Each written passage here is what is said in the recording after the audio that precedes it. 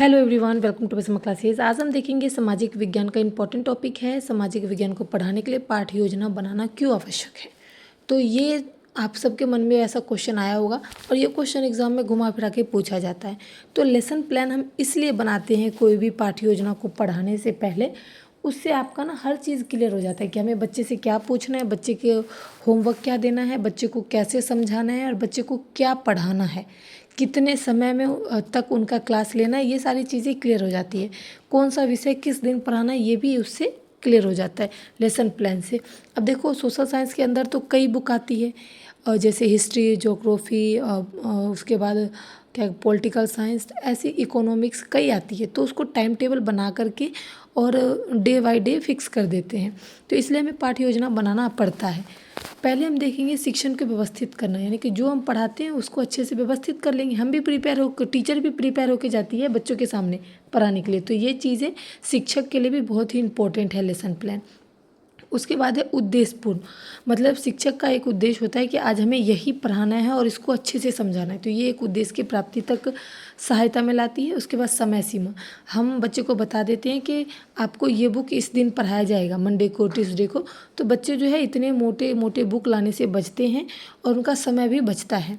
उसके बाद है उचित शिक्षण विधि का चयन करना, जैसे कि किस दिन कौन से शिक्षण विधि को हम चयन करेंगे, इससे ये भी सहायता मिल जाता है। और पढ़ाने के लिए अगर हम प्रिपेयर रहेंगे कि आज बच्चे को ये टॉपिक पढ़ाएंगे, तो उसके लिए या तो हम मॉडल ले जाएंगे, चार्ट ले जाएंगे, क्योंकि अगर बच्चे को सीधा लेक्चर देंगे तो सोशल साइंस बोरिंग लगता है।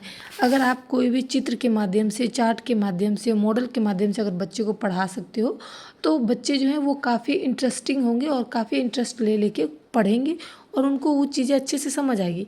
विद्यार्थी की रुचि भी बनी रहती है और उसके बाद शिक्षक को भी मूल्यांकन करने में अच्छा लगता है कि हम जो पढ़ा रहे हैं वो बच्चे को आ रहा है या नहीं। अगर आप चार्ट के माध्यम से पढ़ाओगे तो मूल्यांकन तुरंत भी कर सकते हो कि बताओ इसके कितने प्रकार हैं, क्योंकि आपने दिखा के उसको बताया तो वो तुरंत इस चीज़ को बताएगा। तो इससे काफ़ी आसानी होती है। उसके बाद पाठ्य योजना के मूल तत्व क्यों हैं। तो मूल तत्व ये है कि सामान्य जानकारी, जैसे कि कौन से क्लास में आप जाओगे, आज क्या डेट है, आप कितने से कितने समय तक क्लास लोगे, ये सारी चीज़ें। विषय वस्तु, आपका आज कौन सा टॉपिक पढ़ाना है, ये चीज़ें आप बताओगे।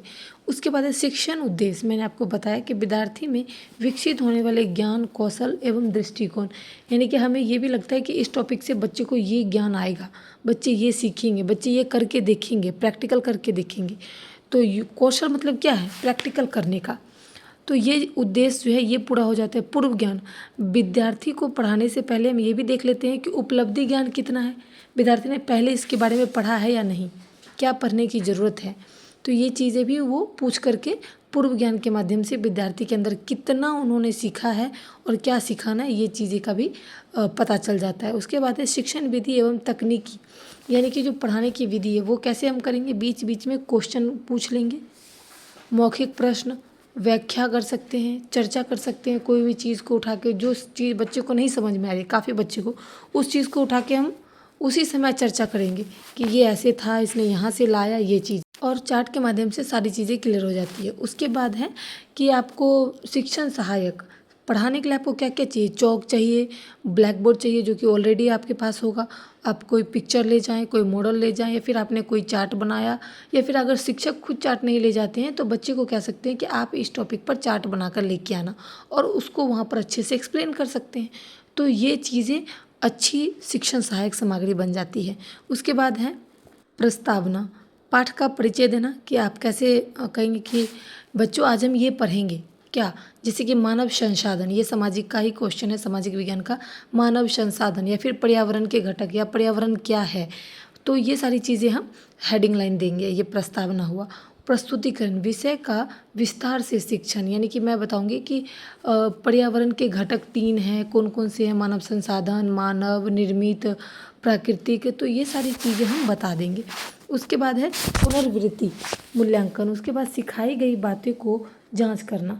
अब हम बताएंगे कि बच्चों, मैंने बताया कि पर्यावरण के घटक इतने हैं, 3 हैं, इसको आप घर से अच्छे से पढ़ के आओगे और इसको एक चार्ट बनाओगे और होमवर्क में ये चीज़ करके लाओगे।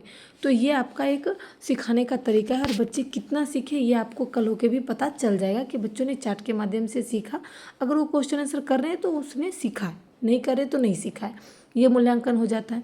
उसके बाद है पाठ योजना की तैयारी के चरण। चरण क्या है?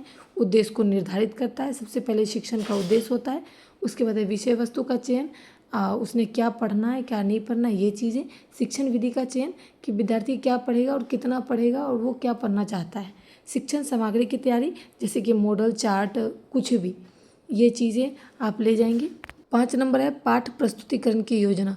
आज हम ये चीज़ पढ़ाने वाले हैं, इस चीज़ में आपको अच्छा रहेगा कि हमें पहले से पता है कि आज हम ये पढ़ाने वाले हैं।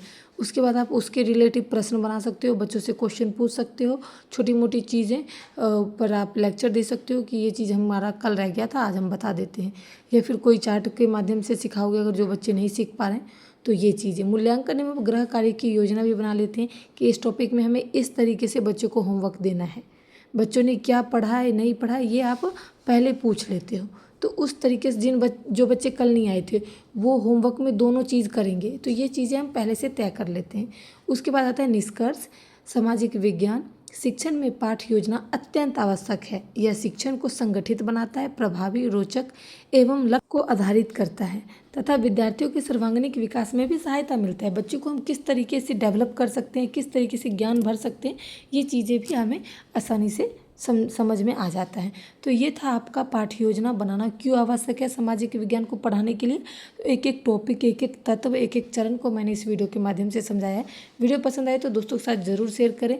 नए हैं तो चैनल को लाइक सब्सक्राइब कर लें। कुछ भी पूछना हो क्वेश्चन से लेके या इस क्वेश्चन से रिलेटिव आप कमेंट कर सकते हो। Thanks for watching my video.